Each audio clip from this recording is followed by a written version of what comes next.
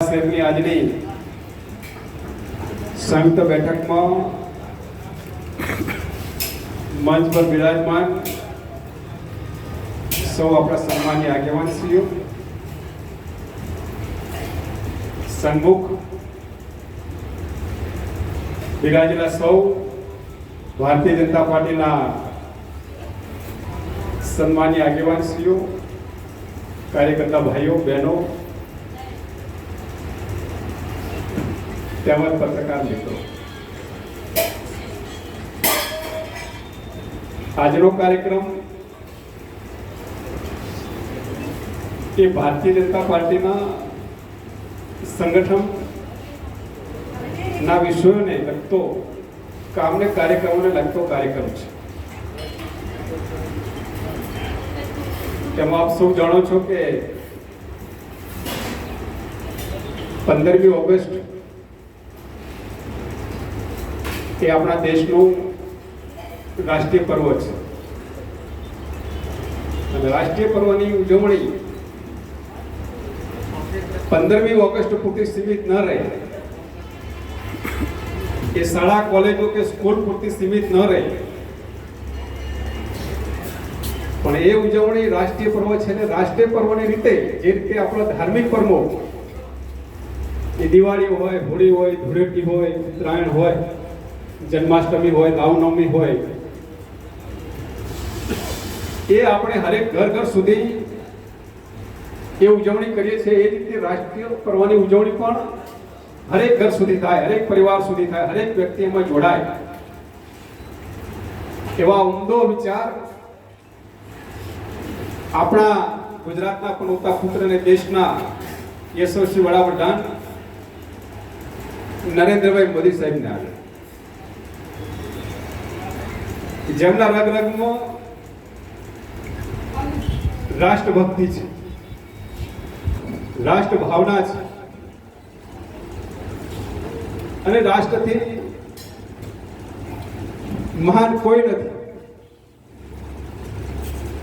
વ્યક્તિથી મોટો વિચાર છે, વિચારથી મોટો રાષ્ટ્ર છે. આ ચારિત્ર મોદી સાહેબે કર્યું. આપણા દેશનો ધ્વજ તિરંગો એ આપણા દેશની આન બાન ને શાન છે, આપણું સૌનું માન છે, સન્માન છે, સ્વાભિમાન છે. આપણા દેશને આઝાદ કરવા માટે એ વખતના આઝાદીની ચળવળમાં જોડાયેલા સ્વતંત્ર સેનાનીઓ પોતાના હાથમાં ધ્વજ રાખી ભારત માતા કી જય, વંદે માતરમ ના નારા સાથે દેશને આઝાદ કરવા માટે નીકળી પડ્યા હતા અને વિદેશી સલ્તનતની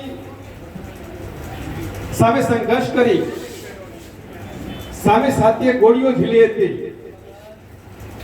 પોતાનું મોત વાલું કર્યું હતું, પણ એ ધ્વજને નીચે પડવા નહોતો દીધો. દેશ માટે પોતાના પ્રાણોની આહુતિઓ આપી હતી, દેશ માટે પોતાના જીવન સમર્પિત કર્યા. દેશ આઝાદ થયા પછી પણ એ 52 નું યુદ્ધ હોય, 62 નું હોય, 71 નું યુદ્ધ હોય કે 99 નું કારગિલનું યુદ્ધ હોય, એ યુદ્ધની અંદર આપણા સરહદના સીમાડા સાચવીને બેઠેલા સૈનિકોએ તિરંગાની આન બાન શાન માટે પોતાના પ્રાણોની આહુતિ આપી હતી, પોતાના જીવનના બલિદાન આપ્યા. હરેક ભારતીય માટે તિરંગાનું મહત્વ અતિ મહત્વનું છે. जान से भी प्यारा है तिरंगा हमारा है. મિત્રો, આપણા સૌના માટે, આ દેશ માટે મરી મટવાનું સદભાગ્ય પ્રાપ્ત નથી થયું, પણ દેશ માટે જીવી જાણવાનું સદભાગ્ય આપણે સૌને પ્રાપ્ત થયું છે. આપણે સૌ ના તન મનમાં રાષ્ટ્રભક્તિ ઉજાગર થાય, આપણે તન મન ધનથી સમર્પિત થઈને દેશ માટે કામ કરીએ, એ ભાવના ઉજાગર કરવાનો આ કાર્યક્રમ છે. આ કાર્યક્રમ એ કોઈ સિદ્ધિ કે પ્રસિદ્ધિનો પણ કાર્યક્રમ નથી કે જેમાં ફોટો સેશન થાય, મીડિયામાં, સોશિયલ મીડિયામાં સમાચાર જાય. હર ઘર તિરંગા, હર ઘર સુધી રાષ્ટ્રભક્તિ ઉજાગર કરવાનો આ કાર્યક્રમ છે. એટલા માટે ભારતીય જનતા પાર્ટીએ આ કાર્યક્રમને મહત્વ એટલું બધું આપ્યું છે કે આના માટે રાષ્ટ્રીય કારોબારી દિલ્હીમાં થઈ, ગાંધીનગરમાં પણ પ્રદેશના પદાધિકારીઓ સાથે, ધારાસભ્યો સાથે, સંસદ સભ્યો સાથે બેઠકો થઈ, જિલ્લાની બેઠક થઈ. એ જ અનુસંધાને આજે આપણે તાલુકાની બેઠક થઈ રહ્યા છે. તો આ કાર્યક્રમમાં ભારતીય જનતા પાર્ટીનો હરેક કાર્યકર્તા જોડાય, હાથે હાથે સમાજના લોકો જોડાય. સમાજ એટલે હરેક સમાજના લોકો જોડાય. એની અંદર સામાજિક સંગઠનો હોય, ધાર્મિક સંગઠનો હોય, સેવાકીય સંગઠનો હોય, ઉદ્યોગપતિઓ જોડાય, વેપારીઓ જોડાય, ખેડૂતો જોડાય, યુવાનો જોડાય, મહિલાઓ જોડાય. આ દરેકને જોડવાનો આપણો કાર્યક્રમ છે. આજે આપણે એ પ્રકારનું આયોજન થાય કે આપણે બે મંડળ, કાંકરેજ ને થરા, બે મંડળમાં રેલી કરવાની છે ને સોલાલ આપણે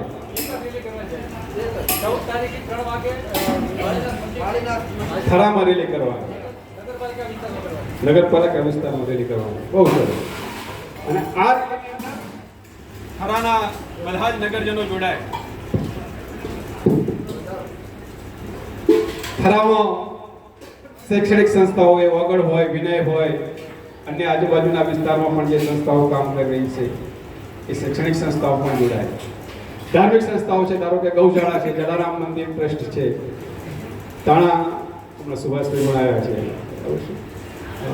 ચામુંડા માતાજી ટ્રસ્ટ મંડળ છે, વડા આપણા ટટોસણ હનુમાનજી મંદિર ટ્રસ્ટ ચાલે છે, ટોટાણામાં સદારામ બાપુના મંદિરનું ટ્રસ્ટનું કામ ચાલુ છે, ત્યાં આપણે દેવદરબારમાં એટલે આપણા સામાજિક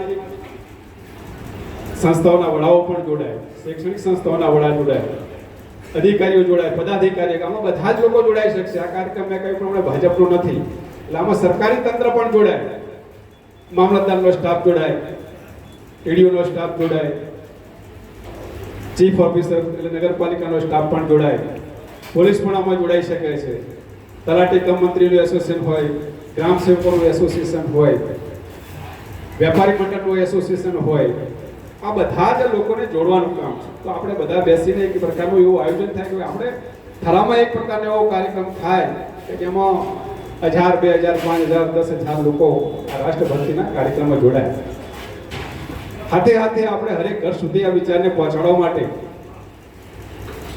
તિરંગો હરેક ઘર સુધી પહોંચાડીએ.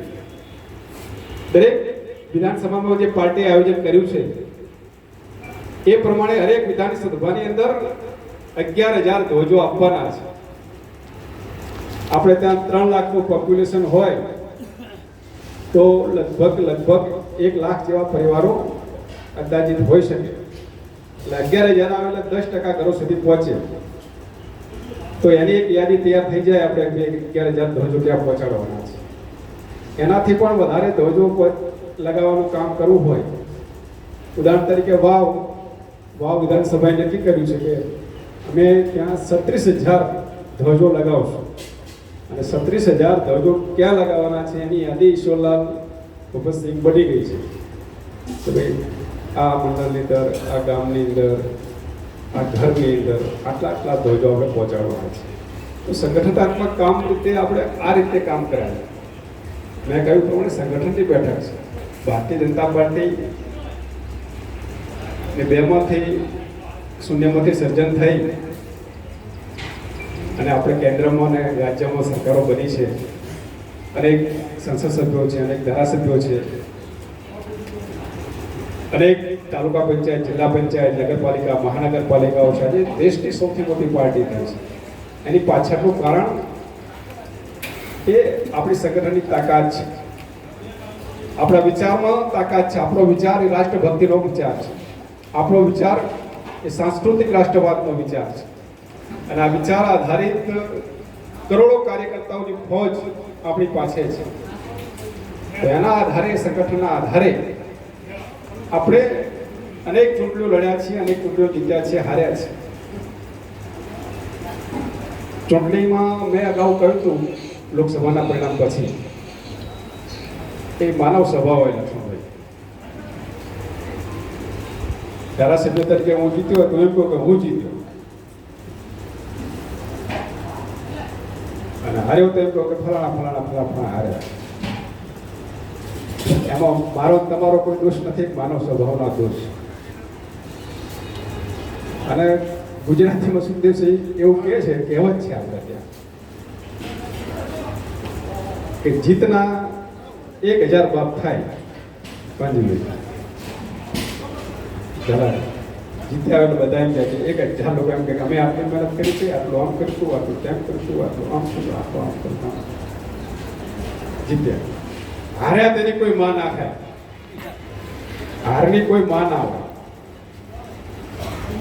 છતાં પણ પરિણામના 15 મિનિટ પછી જિલ્લા કાર્યાલયમાં બેઠક કરી તેને એમાં એવું કહ્યું હતું કે આ લોકસભાની ચૂંટણીનું પરિણામ જિલ્લા ભાજપના અધ્યક્ષ તરીકે, વડા તરીકે હું સ્વીકારું છું. મારી ટીમની અંદર કોઈ આયોજનની અંદર કોઈ ખામી હોય, કોઈ કચાશ રહી ગયું હોય તો ચૂંટણી આપણે હાર્યા. અને એટલા માટે તો ભારતીય જનતા પાર્ટીની વિચારધારા એવું કહે છે કે ભારતીય જનતા પાર્ટીનો કાર્યકર્તા ક્યારેય હારતો નથી. જ્યારે જનસંઘ હતો અને ત્યારે ચૂંટણીઓ લડતા, ચૂંટણીઓ હારતા પણ ડિપોઝિટ બચી જતી તો પેડા વેચતા અને વાત કરતા હતા કે આ વખતે તો પેલા વખત કરતા આપણે વોટ વધારે મળ્યા અમરેલીમાં, અને આ વખત તો આપણે ડિપોઝિટ બચી ગઈ. એટલા માટે કહેવાય છે કે આપણે વિચારધારા એવું કે કાં તો જીતીએ છીએ, કાં તો આપણે શીખીએ છીએ. હારમાં આપણે શીખવાનું છે. હું તમને વારંવાર ટકોર કરતો હતો કે ભાઈ તમારામાં કંઈ કહેવું હોય તો કહો અરવિંદભાઈ. એટલે હું એ કહેતો હતો કે આપણે કેટલું શીખ્યા છીએ એમ, કે હજુ માનવ સ્વભાવવાળું એનું એ પકડાઈ રહ્યું છે.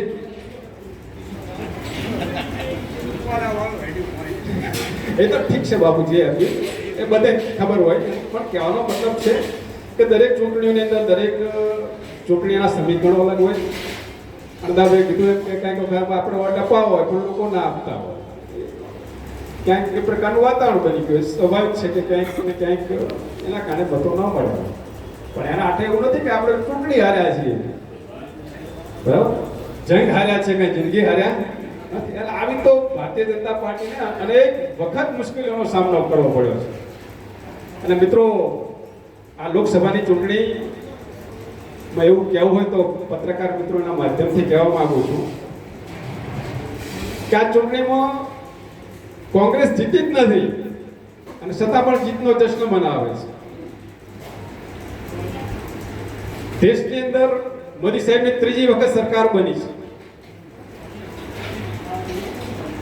અને દેશ આઝાદ થયા પછી એક એવા નેતા છે કે જેની 3જી વખત સરકાર બની હોય.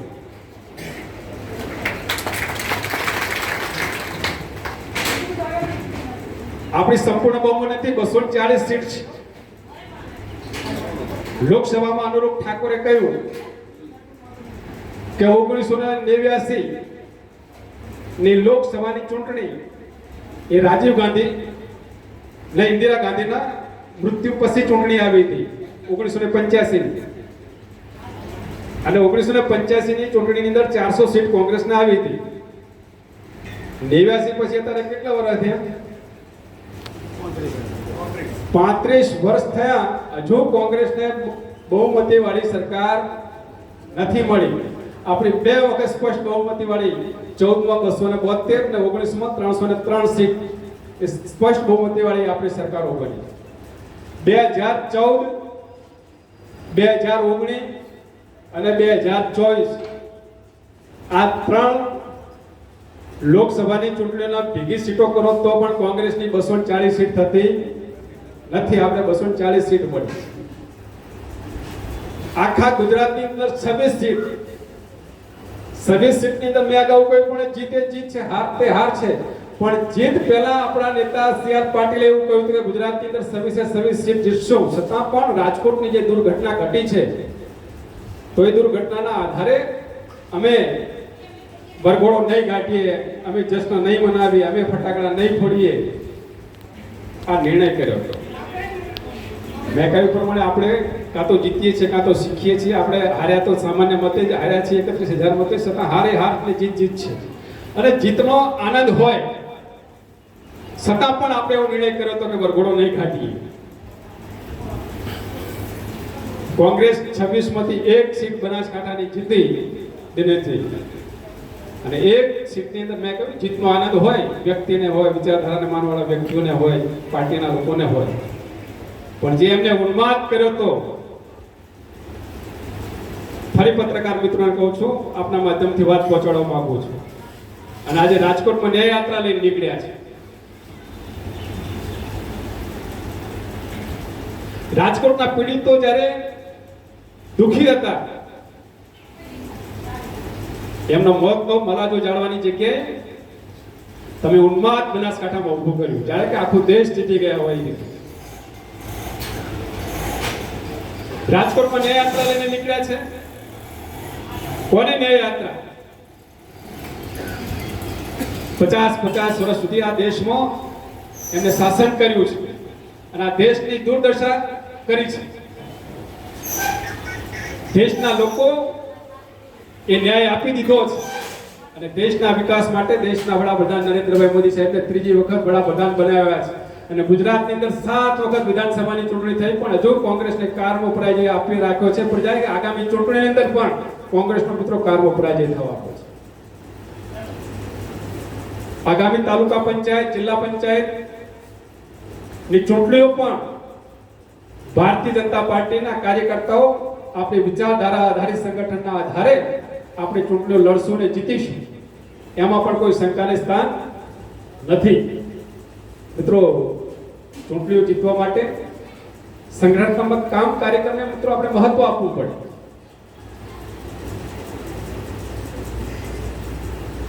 તાલુકા પંચાયત, જિલ્લા પંચાયતની જ્યારે ચૂંટણીઓ આવવાની છે તો આપણા બધા માટે ઉમેદવાર ફિક્સ જ છે.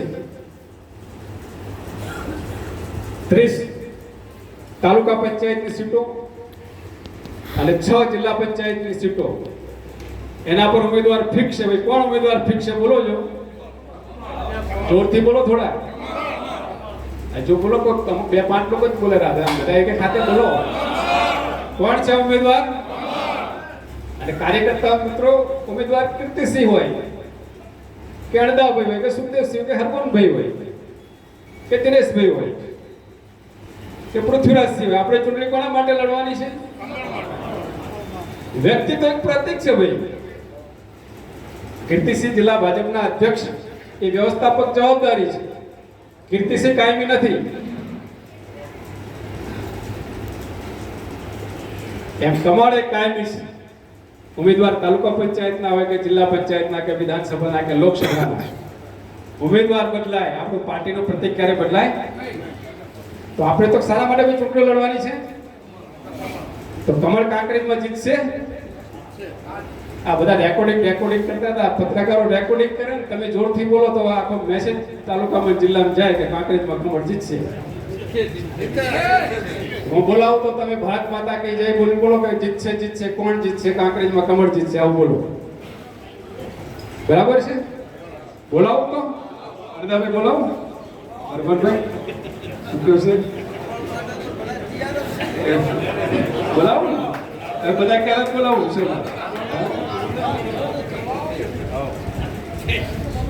જીતશે કોણ જીતશે? જીતશે કોણ જીતશે? જીતશે કોણ જીતશે? કાંકરેજમાં કોણ જીતશે? કાંકરેજમાં કોણ જીતશે? ભારત માતા કી જય. ધન્યવાદ મિત્રો. એક સંગઠનાત્મક કામ માટે જિલ્લા ભાજપ તરફથી એક આયોજન થયું છે કે દરેક બૂથનું સામાજિક રાજકીય વિશ્લેષણ થાય એ માટે મતદાર યાદી સાથે તમને ફાઇલ પહોંચી ગઈ છે? શું લાગે?